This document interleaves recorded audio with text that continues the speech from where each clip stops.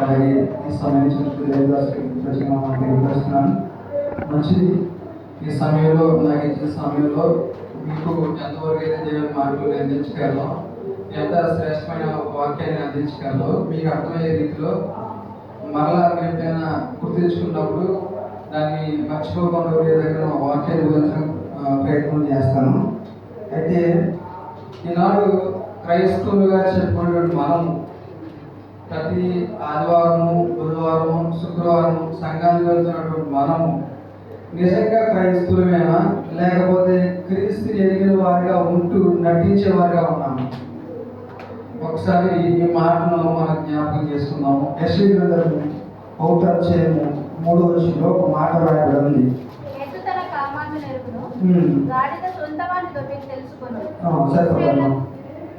ఎత్తు తన కామాలను నెరుగును.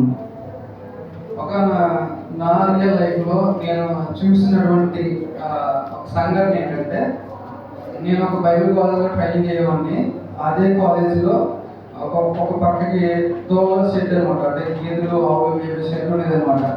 అయితే అక్కడ ఏం జరిగిందంటే, దాంట్లోనే ఆ కాలేజీలో ఒక పక్కనే కొంతమంది లేడీస్కి ఉచితంగా ట్రైనింగ్ నేర్పారు అనమాట. అంటే వాళ్ళకి ఉదయం 10 గంటలకి సాయంత్రం 4 గంటల వరకు ట్రైనింగ్ ఇచ్చేవారు అనమాట, ట్రైనింగ్ నేర్పించుకోవడానికి. అయితే వాళ్ళు వెళ్తూ ఏం చేశారంటే, ఆ గేట్ ఓపెన్ చేసి వెళ్ళిపోయారు. అందరూ కూడా వాళ్ళ టైం అయిపోయింది, వాళ్ళ ఇంటికి వెళ్ళిపోయారు. ఆ వెళ్ళిన సందర్భంలో ఆ క్యాంపస్ లోపల ఒక గేదె ఉంటుంది అనమాట, అంటే కాలేజ్ సంబంధించిన గేదె ఉంటుంది. ఆ గేదె ఏమైందంటే, ఆ గేట్ తీసుకొని చూసి అది బయటకు వెళ్ళిపోయింది. బయటకు వెళ్తే వీళ్ళు ఎవరో చూసుకోలేదు, నేను చూసుకోలేదు. మళ్ళీ గేట్ చేసాము, నేను మా ఇంటికి వెళ్ళిపోయాను. నెక్స్ట్ డే మార్నింగ్ వచ్చి చూసేసరికి లోపల క్యాంపస్ మాత్రం ఉంది, కానీ అందులో గేదె మిస్ అయిపోయింది అనమాట.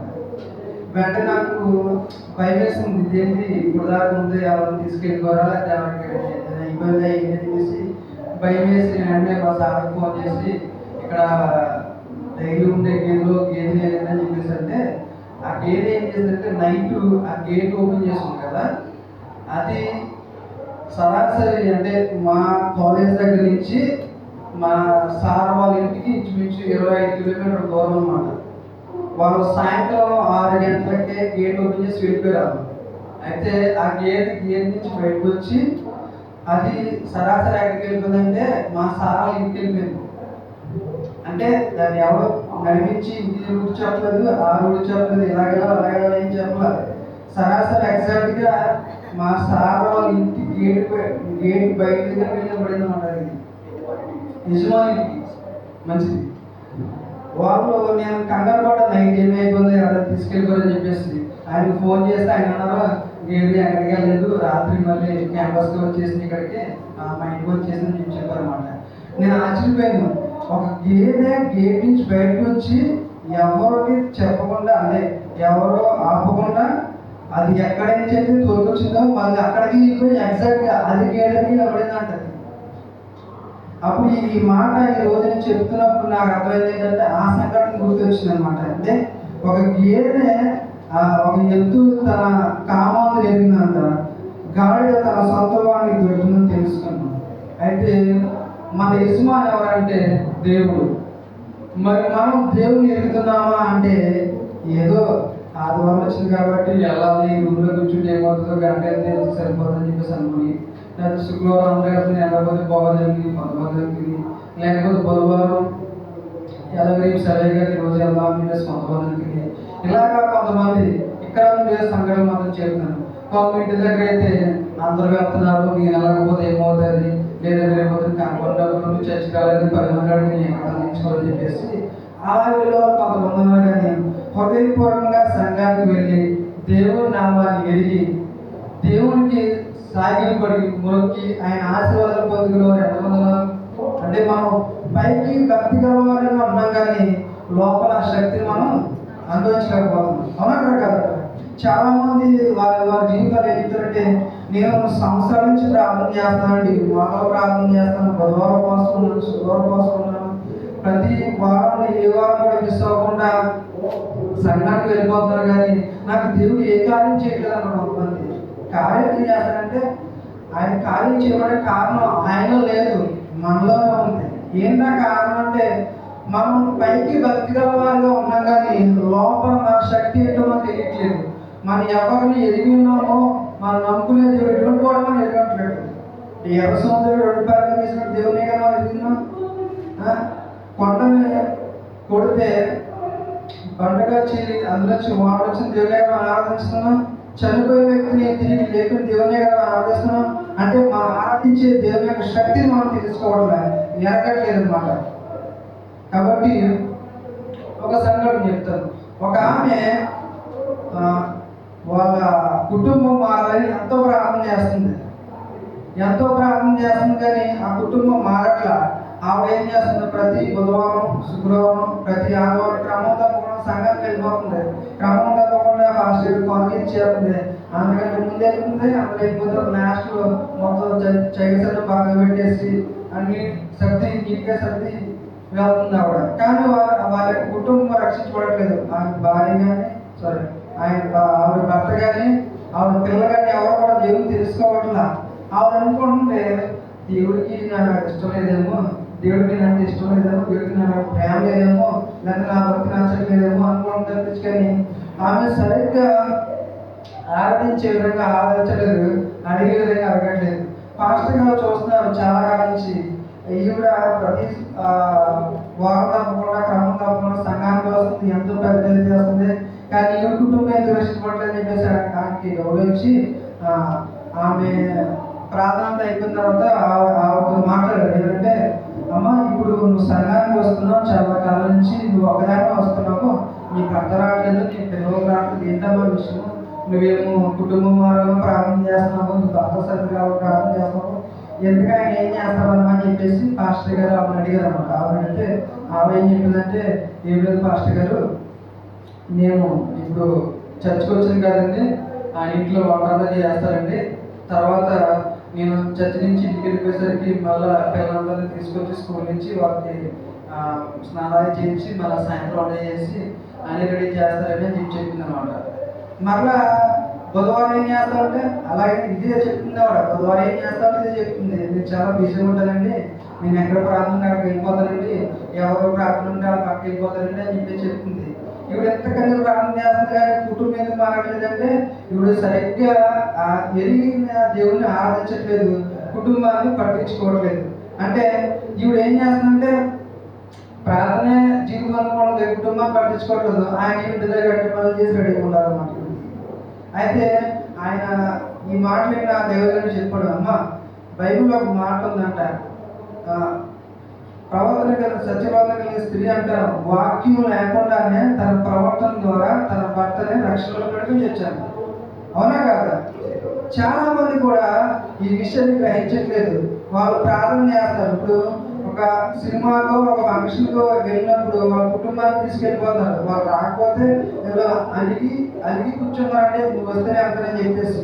కానీ మందిరానికి వచ్చేసరికి ఎందుకు అలా చేయట్లేదంటే, అంటే నేను ఎందుకు సరిపోతులే, నేను తీర్చిపెట్టి సరిపోతులే, అందరూ వాళ్ళు ఏంటంటే కొంతమంది ఆలోచిస్తారు. కొంతమంది ఏంటో ఆయనకి వేరే బంధువులు, కొంతమంది పేరు చదువుకోవడం, కొంతమంది అంటే మన దేవుని మన శక్తిని మనం ఎరగట్లేదు. కాబట్టి మన దేవుని నిజంగా ఎదిగిన వారమైతే మన యజమానుడు ఆయన కాబట్టి ఆయన నిజంగా ఎదిగిన వారమైతే ఆయన విశ్వాసారంగా, ఆయన ప్రేమానుగుణంగా, లేకపోతే ఆయన ప్రేమతో చెప్పేవారుగా మనం జీవిస్తాం. అయితే పాస్టర్ గారు అంతా అయిన తర్వాత అడిగి కొన్ని మాటలు చెప్పారు. మాటలు చెప్పిన తర్వాత ఇంటికి వెళ్ళేసరికి ఆయన ఏం చేస్తారంటే సమయం 4-5 కూడా వచ్చేస్తాం ప్రార్థించి. కాబట్టి వీడికి టీ స్నాక్స్ రెడీ అని చెప్పేసి ఆయన శుభ్రంగా క్లాస్లో ఉన్న టీ కోసేసి రెడీ పెట్టాడు అనమాట. అయితే ఇవిడ వచ్చి టైం కన్నా అరగంట ముందు వచ్చేసింది. ఆయనకి ఏమో కంగారు వచ్చేసి తొందరగా క్లాస్ కొని కింద తీసాడు అనమాట. ఆమె చూసి భయమేసి వెంటనే ఆవిడ చూసి ఏమైందంటే ఈయన అనుకున్నాడు నా పని అయిపోతే ఇంకా అది చేస్తుంది చెడమడా అని చెప్పేసి ఈయన అనుకున్నాడు. ఆవిడ ఏంటంటే వెంటనే వచ్చి అయ్యో ఇదేంటంటే ఇలా పడిపోయింది అని చెప్పేసి ఆవిడ వెంటనే మీరు కూర్చోండి నేను క్లీన్ చేస్తాను అని చెప్పేసి క్లీన్ చేసింది. మరలా ఏం చేసింది, నేను టీ పెట్టుకు వస్తాను కూర్చొని చెప్పేసి ఆవిడ టీ పెట్టుకు వచ్చింది, ఇచ్చింది ఆయనకి. ఇదంతా చూసిన ఆయనకి ఫీజు ఎగిరిపోయింది. ఏంటి డైలీ ఇదే విధంగా ఉండొచ్చు కదా ఇవిడ, నా భార్య అని చెప్పేసి ఆయనకి అర్థం కాలేదు లేదు. తర్వాత ఇప్పుడు ప్రవర్తన అంతా చూసిన తర్వాత ఆయన ఏమంటే, సరే ఈ ఆధారం నుంచి నేను ఒక్కదాన్ని మాత్రం వెళ్ళకో చర్చికి సంఘానికి, నేను కూడా వస్తాను, నాతో కూడా మనం అందరం కలిసి పిల్లలందరూ కలిసి సంఘానికి వెళ్దామని చెప్పేసి యజమాని చెప్పారు.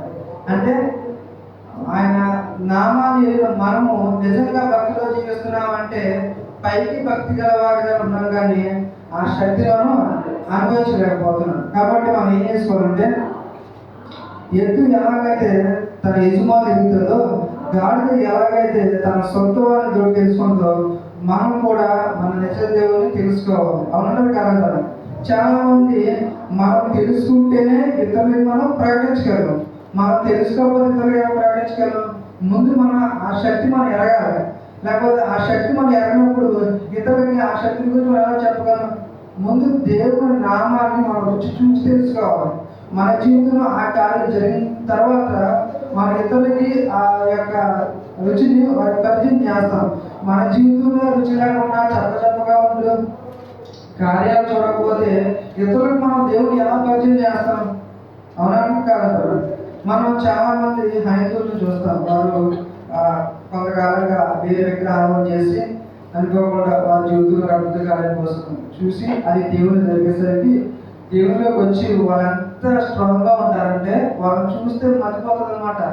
అసలు మా తాత దేవుని అనుకున్నాడు, మా నాన్న చర్చికి వెళ్తున్నాడు, మా అమ్మ చర్చికి వెళ్తుంది, నేను చర్చికి వెళ్తున్నాను అని తరతరాల చర్చికి వెళ్ళే వారి విశ్వాసం ముందు నిన్నగాక మనం వచ్చిన వారి విశ్వాసం ఎంత రెట్టిపోతుందంటే అసలు చూస్తేనే మనకి షాక్ అవుతుంది అనమాట. ఎందుకంటే వాళ్ళు ఆ దేవుని యొక్క కార్యాలని రుచి చూశారు, ఎరిగారు. కానీ మనం ఎరగలేదంటే వాళ్ళకున్న విశ్వాసం, కొంచెం విశ్వాసం కూడా మనకి లేదు. నేను ఒక ఆవును చూశాను. ఇప్పుడు సాధారణంగా చాలా మంది వాళ్ళ పిల్లల్ని సండే స్కూల్కి పంపమంటే ఇంకా లేదని చెప్తారు కొంతమంది ఏమో ఈరోజు ఊరు వెళ్తానని చెప్తాడు, కొంతమంది ఏమో హోంవర్క్ ఉందని చెప్తారు, కొంతమంది ఏమో వేరే ప్రోగ్రామ్ ఉందంటే వేరే పక్షం ఉందంటే అక్కడికి వెళ్తాని చెప్తారు. కానీ వాళ్ళ హైందువులు వాళ్ళు దేవుని నమ్ముకున్న వాళ్ళ జీవితంలో గొప్ప కార్యాలు ఎన్నో కార్యాలు చూస్తారు. అయితే ఆవిడ వాళ్ళ పిల్లల్ని సంఘానికి ఎలా పంపుతుందంటే, మేము చూసానమాట ఒకరోజు సడన్గా ఉదయం కూడా వెళ్ళినప్పుడు వాడేమో చర్చికి వెళ్ళాలంటున్నాడు, ఈవిడేమో బెల్లం తీసుకుంది, రోడ్డు అంతా పరిగెత్తుకొని వెళ్తుందండి. ఎందుకు ఎక్కడికి వెళ్తుందని చెప్పేసి, సండే స్కూల్ వెళ్ళట్లేదని చెప్పేసి. అంటే వాళ్ళు దేవుడి నామాన్ని రుచి ఎరిగారు కనుక ఆ నామం యొక్క రుచి వారి పిల్లలు కూడా చూపించాలనే ఉద్దేశంతో వారు వాళ్ళ పిల్లలను గద్దించైనా సరే మధ్యాహ్నం పంపడానికి ట్రై చేస్తున్నారు. నేను ఆ రోజు చూసిన కుర్రోడు ఈ రోజు ఎక్కడ ఉన్నాడో తెలుసా? ఢిల్లీలో ఒక కాలేజ్లో ప్రొఫెసర్ కింద పనిచేస్తున్నమాట, అసిస్టెంట్ ప్రొఫెసర్ కింద. అంటే చిన్నప్పటి నుంచి ఆ వ్యక్తి దేవుళ్ళు ఎరిగాడు కాబట్టి, నాటపడ్డాడు కాబట్టి, కదల్చబడిన పక్షం ఎలాగైతే ఉంటుందో ఆ వ్యక్తి తన జీవితంలో వారి కుటుంబంలో ఎవరు కూడా ఉద్యోగం చేసిన వాళ్ళు ఎవరు లేరు, అందరూ చికెన్ కొట్టుకునే వాళ్ళు మాత్రం వాళ్ళ కుటుంబాలు. కానీ ఆ కుర్రాడు చదువుకున్నాడు, దేవుళ్ళు ప్రతి వారం సంఘానికి వస్తాడు, వాళ్ళ ఫ్యామిలీ అంతా సంఘానికి వస్తుంది. వాళ్ళు ఎలా ఉన్నారంటే ఈ రోజున ఆ సంఘంలో యొక్క మూల స్తంభంగా ఉన్నారన్నమాట. ఎందుకు? ఆ దేవుని నామాన్ని ఎరిగారు. మరి మనం ఎందుకు ఏమంటే మనం ఎరిగామని అనుకున్నాం అంతే, మనం వెళ్తున్నాం అనుకున్నాం అంతే సంఘానికి. నిజంగా మన విశ్వాసంతో ప్రార్థన చేస్తే, విశ్వాసం కలిగితే జరగని కార్యం ఉంటే ఏదైనా ఉంటుందంటే ఏది ఉంటుంది. కాబట్టి మనం ఏం చేయాలంటే నిజంగా ఎరిగినామా లేదా, నిజంగా ఆయన శక్తిగా నామాన్ని మనం ఎరిగినామా లేదని చెప్పేసి మనం ఆలోచన చేసుకోవాలి. ఇంకొక రోజు చూద్దాము. యోగు గ్రంథము 19:25 ఒక మాట రాయబడి ఉంటుంది. అయితే నా విమోచకుడు సజీవుడనియు తర్వాత ఆయన భూమి మీద నిలిచిననియు నేను ఎరుగుదును. ఇక్కడ యోగు గారు స్థితి ఎలా ఉందంటే బహు ఘోరమైన స్థితి ఉందన్నమాట. ఆయన ఏదైతే అనుభవించాడో అష్టైశ్వర్యాలు అవన్నీ కూడా కోల్పోయాడు. అయినప్పుడు కూడా ఆయన ఏమన్నాడు? ఒకసారి చదువుతున్నాను. అయితే నా విమోచకుడు సజీవుడనియు తర్వాత ఆయన భూమి మీద నిలిచిననియు నేను ఎరుగుదును. సరిపోదు. ఆయన ఉన్నత స్థితిలో నుంచి చాలా దీన స్థితిలోకి వచ్చిన తర్వాత ఆయన ఏం చెప్తారంటే, ఆయన నామాన్ని నేను ఎరుగుదును, ఆయన సజీవుడనియు నా విమోచకుడనియు ఈ ఎరుగుదలని ఎవరు చెప్తారు? ఆస్తంతా పోయిన వ్యక్తి చెప్తున్నాడు. పిల్లలు చనిపోయారు, వాళ్ళ పనివారు వెళ్ళిపోయారు, వాళ్ళ ఆస్తి మొత్తం పోయింది, చివరికి జీరో వచ్చాడ.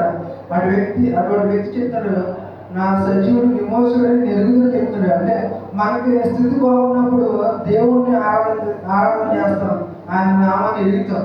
మన స్థితి బాగుందనుకోండి, ఏదైనా మనం అడిగింది జరగలేదనుకోండి, మనం ఏం చేస్తాం? మనం దేవుణ్ణి ఆరాధించి మానేస్తాం, సంఘానికి వెళ్ళడం మానేస్తాం, పాస్టర్ గారికి కనపడే మానేస్తాం అసలు. ఎందుకంటే మనం అనుకున్నది జరగదు కాబట్టి.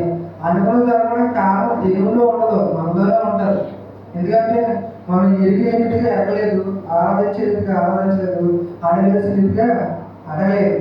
కాబట్టి యోగు గారు ఏం చెప్తారంటే, ఆయన రక్షకుడిని విమోచకుడిని ఎరుగుతూనే ఉన్నాడు. ఆయన ఇటువంటి స్థితిలో ఉండి సర్వస్వం కోరుతున్నా సరే. కానీ మనం కూడా యోగులు అంటే విశ్వాసం మనకు ఉన్నప్పుడు, యోగు గారు ఎలాగైతే తన పోగొట్టిన అన్నింటికన్నా డబ్బులు రెట్టింపు పొందాడో, కుటుంబంలో కానీ, పిల్లల విషయంలో కానీ, తన పంట విషయంలో కానీ, ఆస్తి విషయంలో కానీ, పనివారి విషయంలో కానీ, తన ఎడ్లు గొడ్లు పశువులన్నింటినీ ఎలాగైతే తను రెట్టింపు కనుక పొందాడు, మనం కూడా అటువంటి రెట్టింపు ఆశీర్వాదం, రెట్టింపు మనం కూడా పొందగలం. ఎందుకంటే మనం ఎరగట్లేదు, మనం రుచి చూడట్లేదు కాబట్టి ఆ నామాన్ని మనం ఎరగట్లేదు. ఇంకొక వచనం చూద్దాము. తీతు రాసిన పత్రిక 1:16 ఈ విధంగా రాయబడింది. తీతు రాసిన పత్రిక 1:16 మాట్లాడబడింది. దేవుని ఎరుగుదమని వారు చెప్పుకొందురు గాని అసహ్యులను అవిధేయులను ప్రతి సత్కారం విషయం భ్రష్టులై ఉండి తమ క్రియల వలన ఆయన ఎరుగనట్టు ఉన్నారు. దేవుని ఎరుగుదమని వారు చెప్పుకుంటారు కానీ అసహ్యులు అవిధేయులు ప్రతి సత్కార్య విషయము భ్రష్టులై ఉండి తమ క్రియల వలన ఆయన ఎరుగనంటున్నారు. ఇక్కడ ఒక గుంపు ఉందంట. వాళ్ళు ఎలాంటి గుంపు అంటే, వాళ్ళు మాకు దేవుడు తెలుసు, మాకు వాక్యం తెలుసు, మాకు పాస్టర్ గారి కన్నా ఎక్కువ నాలెడ్జ్ ఉంది, మాకు బైబిల్లో ఏ వచనం ఎక్కడ ఉందో, ఏ అధ్యాయం ఎక్కడ ఉందో, ఏ భక్తుల చరిత్ర ఎక్కడ ఉందో మాకు అన్ని తెలుసని చెప్పుకుని కొంతమంది ఉన్నారంట. మామూలుగా ఈ బైబిల్లో దగ్గర మన పాయకం చూస్తే ఇదే విధంగా కొంతమంది ఉంటారు బయట. నాకు అన్నీ తెలుసు, నేను సంఘానికి వెళ్ళమని పర్లేదు, నేను ఆ సమాసం లేకపోతే పర్లేదు, నాకు బైబిల్ మొత్తం తెలుసు, నాకు దేవుడు తెలుసు కాబట్టి నేను ఉదయం చేసిన వెంటనే ప్రార్థన చేసుకుంటే సరిపోతే, సాయంత్రం పడుకుంటూ ప్రార్థన చేసుకుంటే సరిపోతే కొంతమంది ఉన్నారు.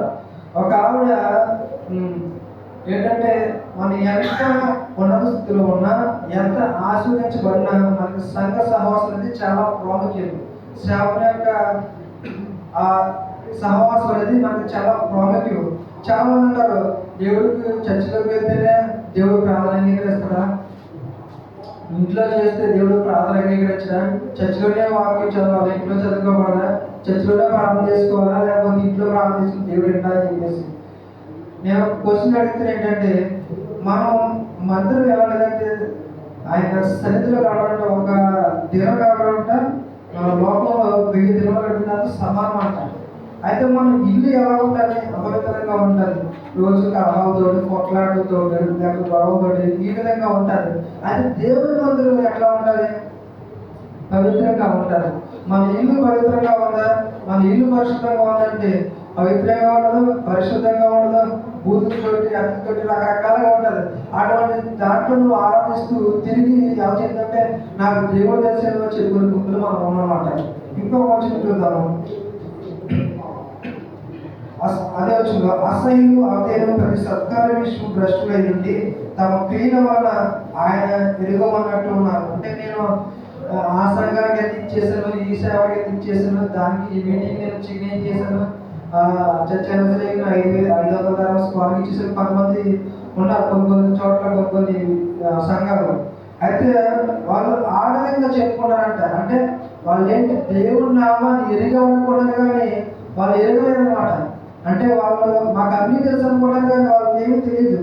అన్నీ తెలిసిన వాళ్ళకి ఏ విధంగా ఆశీర్వదించబడతారంటే, అసలు వారి దీనిని ఆశీర్వాదం చాలా గొప్పగా ఉంటారు. మనం వాళ్ళ ఊహ కూడా ఉండాలన్నమాట. మనం ఎంత దేవుడి సన్నిధిలో తగ్గించుకుంటుంటే దేవుడు మనం అంతగా చేస్తాడు.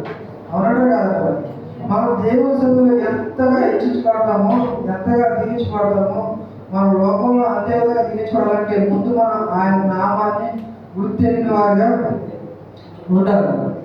ఇంకో వచనం చూద్దాము. మొదటి కొరింథీయులకు రాసిన పత్రిక 3:12 ఈ విధంగా రాయబడింది.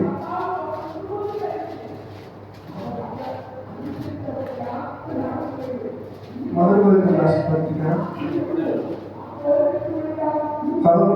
13:12 ఎవరైనా మీ పునాది మీద బంగారం పెట్టి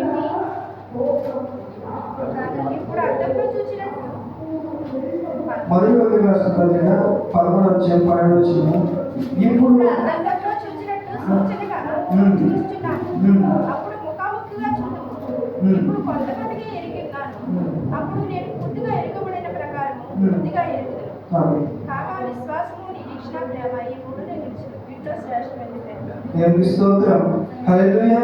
ఇక్కడ కొరింథీ సంఘానికి రాస్తూ అపోస్తలుడు పౌలు చెప్తారు ఏంటంటే దేవుని యొక్క మహిమ ఆయన ప్రత్యక్షత ప్రసన్నత కోసం ఆయన చెప్తూ ఈ విధంగా చెప్తారు. ఇప్పుడు అర్థంలో చూసినట్టుగా సూచనగా చూచుచున్నాము.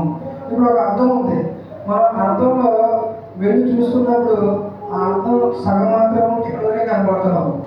ఒకవేళ పూర్తిగా ఉంటే మనం పూర్తిగా కనబడతాం.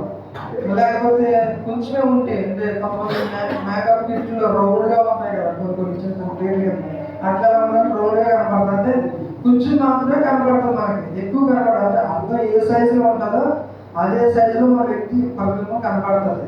అదేవిధంగా ఇప్పుడు అర్థంలో చూసినట్టుగా సూచనగా చూస్తున్నాము.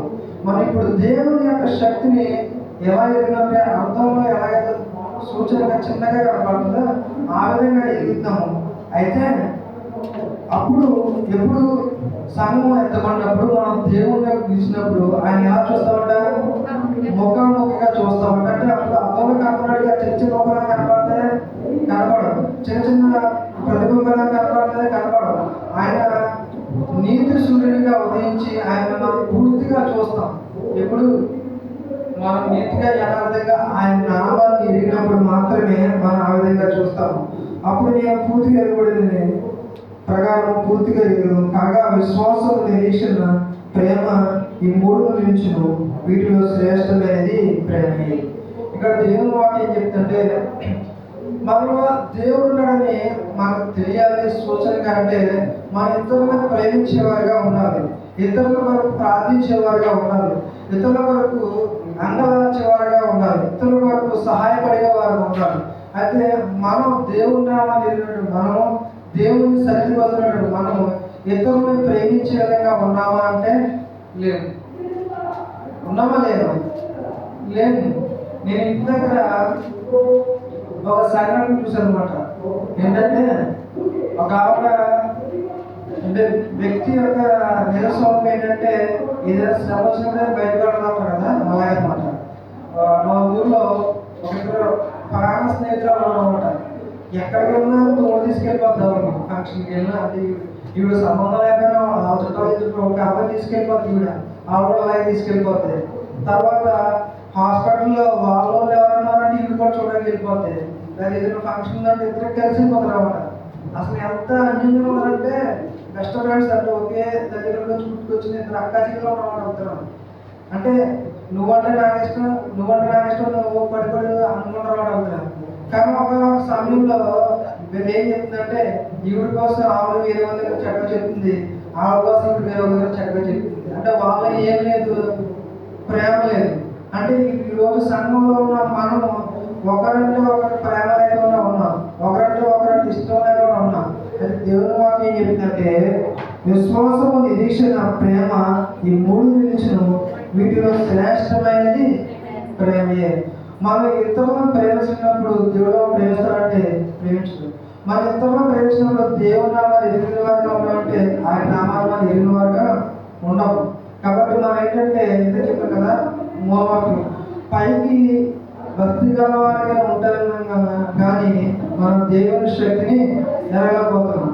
కాబట్టి మనం మన నిరీక్షణ ప్రకారం మనం పరిశోధించాల్సిన ఏంటంటే నిజంగా మనం క్రైస్తవులు చెప్పుకున్నాం కానీ ఆయన నామాన్ని ఎరిగాము. ఒకవేళ ఎరిగితే మనం ఎందుకు ఆశ్రయించబడబోతున్నాం?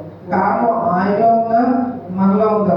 ఒకవేళ ఆయన ఉన్నా నేడు ఏకరీతిగా ఒకే రీతిగా ఉన్న దేవుడు కాబట్టి ఆయన ప్రేమలో కానీ ఆయన నామంలో కానీ ఎటువంటి మార్పు లేదు. కానీ ఏదైనా కొన్ని లోటుపాట్లు ఉన్నాయంటే అది మనలోనే ఉంది. ఎందుకంటే మనం ఆరాధన చేస్తున్నట్టుగా ఆరాధించలేకపోతున్నాం, ఎరిగిన రీతిగా ఎరిగి లేకపోతున్నాం, ఆయన సేవించాల్సిన రీతిగా ఆయన సేవించలేకపోతున్నాం. కాబట్టి మనం ఇటువంటి ఆశీర్వాదాలు అభివృద్ధులు మనం రాకపోతున్నాం. మనం ఏంటంటే ఎక్కడ వేసిన బాగా అక్కడే ఉన్నట్టుగా మనం ఎక్కడ వస్తుందో అక్కడ పోతున్న కారణం ఏంటంటే మనం దేవుని నామాన్ని సరిగ్గా ఎరగకపోవడమే. నేను రాగమని వచ్చిన వ్యక్తి దేవుడు ఎంతగానో ఆస్వాదించుకోవడం ఎన్నో ఉన్నత స్థానాలకు ఎదుగుతాడు. ఎందుకంటే ఆ వ్యక్తి దేవుని నామాన్ని రుచి చూసి ఎరిగాడు. కాబట్టి మనం అదే విధంగా రుచి చూసి ఎరిగి వాళ్ళలో ఉంటూ మనం దేవుని ప్రేమిస్తున్నప్పుడు ఇతరులు కూడా ప్రేమించి ఉండడానికి, ప్రేమ కలిగి ఉండడానికి ప్రయాసపడడం దేవుని వాక్యం చెబుతుంది. కాబట్టి మనం దేవుని నామాన్ని ఎరిగామంటే ఇతరులకి మనం ఆశీర్వాదకరంగాను, ఇతరులకు మనం దీవెనకరంగాను, వారికి ప్రార్థించేవారుగాను, ప్రార్థించేవారుగా ఉండాలని ప్రభు గారు మనం చేస్తూ ఈ నమ్మాటలు బోధిస్తున్నాం. దేవుడు తన మాట మనం గుర్తించుతున్నాడు.